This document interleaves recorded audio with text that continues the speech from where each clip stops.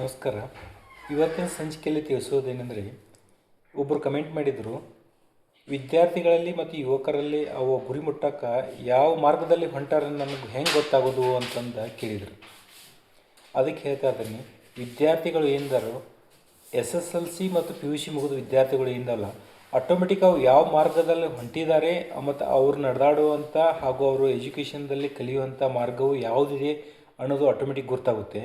ಮತ್ತು ಎಜುಕೇಷನ್ ಎಲ್ಲ ಮುಗಿಸಿದಂಥ ಯುವಕರು ಏನಿದ್ದಾರೆ ಅವರು ಯಾವ ರೊಟೇಷನ್ದಲ್ಲಿ ಹೊಂಟಿದ್ದಾರೆ ಅನ್ನೋದು ಗೊತ್ತಾಗುತ್ತೆ. ಯಾಕಂದ್ರೆ ಕಂಪಲ್ಸರಿ ತಂದೆ ತಾಯಿ ಅವ್ರನ್ನ ಅಬ್ಸರ್ವ್ ಮಾಡಲೇಬೇಕು.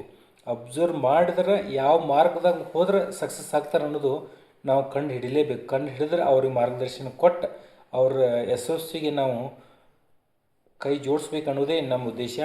ದಯವಿಟ್ಟು ವಿದ್ಯಾರ್ಥಿಗಳು ಹಾಗೂ ಯುವಕರು ಏನಿದ್ದಾರೆ ಒಳ್ಳೆಯ ಮಾರ್ಗದರ್ಶನ ಹೋಗಬೇಕು.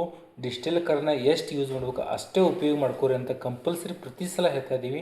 ದಯವಿಟ್ಟು ಯೂಸ್ ಮಾಡಿ ನೋಡಿ, ನಿಮ್ಮ ಜೀವನಕ್ಕೆ ಒಳ್ಳೆಯದಾಗುತ್ತೆ ಅಂತ ಹೇಳ್ತಾ ಇವತ್ತು ಸಂಚಿಕೆ ಮುಗಿಸಿ. ನಮಸ್ಕಾರ.